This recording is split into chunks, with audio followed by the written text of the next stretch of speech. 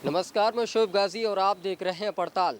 आज की पड़ताल में बैंक और डीएसए किस तरीके से एक भारी खेल खेलती है और आम आदमी को किस तरीके से परेशान होना पड़ता है। पहले देखिए ये रिपोर्ट।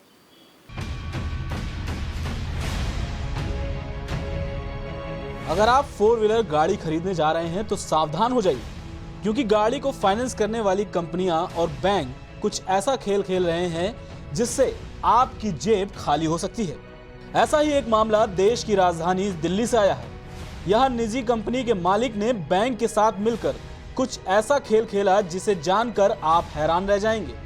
दरअसल यहाँ एक व्यक्ति ने एक निजी कंपनी से गाड़ी फाइनेंस करवाई। गाड़ी राजस्थान की थी और तय हुआ था कि आपको गाड़ी दिल्ली के नंबर में ट्रांसफर करके दी जाएगी। जनाब, ट्रांसफर तो छोड़िए, निजी कंपनी के मालिक ने बैंक के साथ मिलकर गाड़ी की आरसी पर एड्रेस कुछ और इंश्योरेंस पर एड्रेस कुछ और।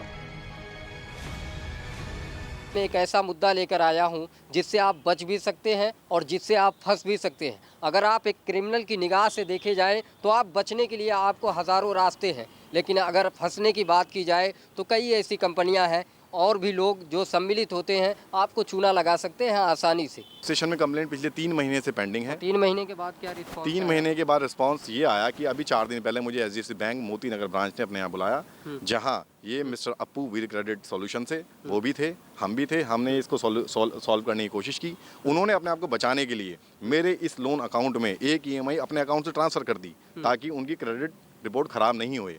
उन्होंने मेरी क्रेडिट रिपोर्ट ख़राब की कोई परवाह नहीं की कि इसका कोई ख़राब होगा, होता जाए, बस मेरा ठीक रहना चाहिए। हमने इसकी भी शिकायत उनको दी कि भाई इन्होंने मेरे अकाउंट में पैसे क्यों डाले, हम इनका पैसा जो भी है इनको हम वापस करेंगे। सर, ये लगातार आप शिकायत तो दे रहे हैं, लेकिन शिकायत का क्या मतलब, पुलिस क्या एक्शन? मैं उसी में आता हूँ।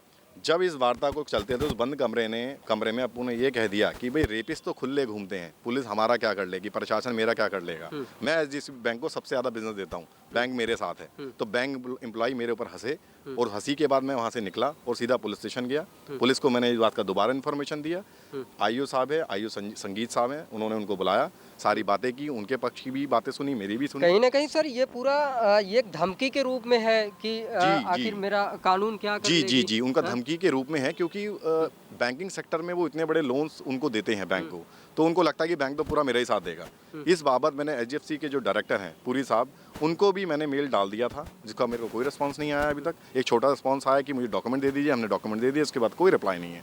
अब पुलिस मुझसे ये कहती है कि हम देखते हैं इसमें क्या कर सकते हैं। ये बात समझ में आ ही गई होगी कि किस तरीके से आम आदमी को परेशानी का सामना करना पड़ता है। ना जाने कितने ऐसे खेल खेले जाते हैं, लेकिन ये खेल अभी कोई नया नहीं है। जिस तरीके से ये खेल 30 से 35 लाख रुपए का खेला गया, शायद इसमें बहुत लोगों की मिली भगत का अंजाम दिया गया हो। यहाँ से मकान बेच के चला जाऊँ, आप मुझसे कहाँ पैसा लेना आएंगे?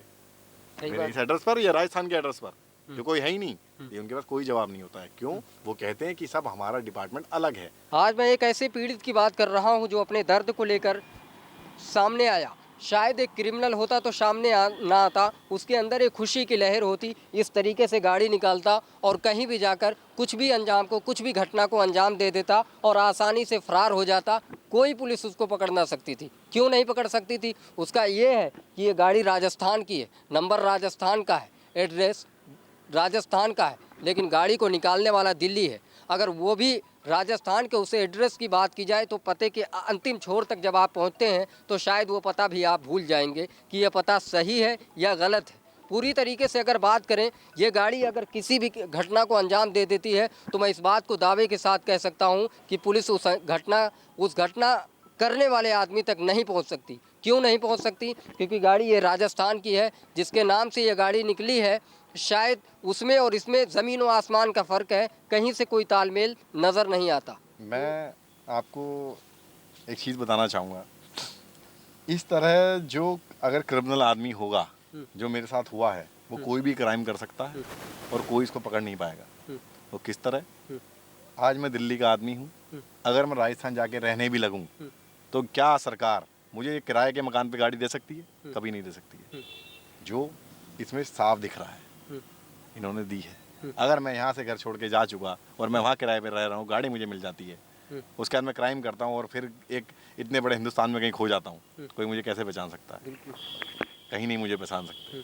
पहचाने ये चीज़ आप सर आप बता रहे हैं कि मैं अगर कोई वाकई में अगर आप कोई क्राइम करने के उद्देश्य आपके दिलो दिमाग में चलता तो शायद पुलिस आपको कभी नहीं ढूंढ कुछ भी नहीं कर पाती मेरा। मैं तो कहता कि मेरे पास तो आप गाड़ी बड़े है। से बड़े क्राइम को अंजाम दे देते। जी, मैं तो यही लेकिन कहीं ना कहीं आपका दर्द है जो आपने खुद ही व्यक्त किया कि ये गाड़ी मेरी नहीं है। जी, मैं यही, लेकिन पैसा आपका लगा हुआ है। वही बात है कि मेरी मेहनत की कमाई इसमें लगी हुई है, इसीलिए मैं इसमें अब अपनी आवाज़ उठा रहा हूँ। इसीलिए मैं इसमें लड़ना चाहता हूँ, बैंक को बताना चाहता हूँ कि आपके नाक तले आप ही लेकिन गलत आप क्या कर सारे लोगों को बताने की कोशिश करते हैं, बार बार सारे लोगों को बताने की कोशिश करते हैं, क्यों कोई स्वीकार नहीं करता? स्वीकार, क्योंकि आज तक मुझे लगता है मुझसे पहले ऐसी आवाज़ किसी ने उठाई ही नहीं है। ये शायद मैं पहला ही आदमी हूँ जो इस तरह की आवाज़ उठा रहा हूँ। तो आपने हमारी रिपोर्ट में देखा कि कैसे बड़ी बड़ी कंपनियां एक अपराध को जन्म दे रही हैं। जहां एक तरफ सरकारें अपराध को रोकने का काम कर रही हैं, तो वहीं दूसरी तरफ कुछ ऐसे लोग हैं जो लगातार अपराध पर अपराध करते जा रहे हैं और शासन प्रशासन केवल मुंह ताक रहा है। आखिर कब रुकेंगे ऐसे अपराध? क्योंकि जिस तरह एक गाड़ी के रजिस्ट्रेशन पर 2 एड्रेस पड़े हैं, साफ तौर पर कोई भी अपराधी इस गाड़ी से अपराध कर सकता है और खुली हवा में आजाद घूम सकता है। अब देखने वाली बात यह होगी कि दिल्ली की केजरीवाल सरकार ऐसे भ्रष्टाचारियों के खिलाफ क्या कुछ कार्रवाई करती है। Output desk, prime TV.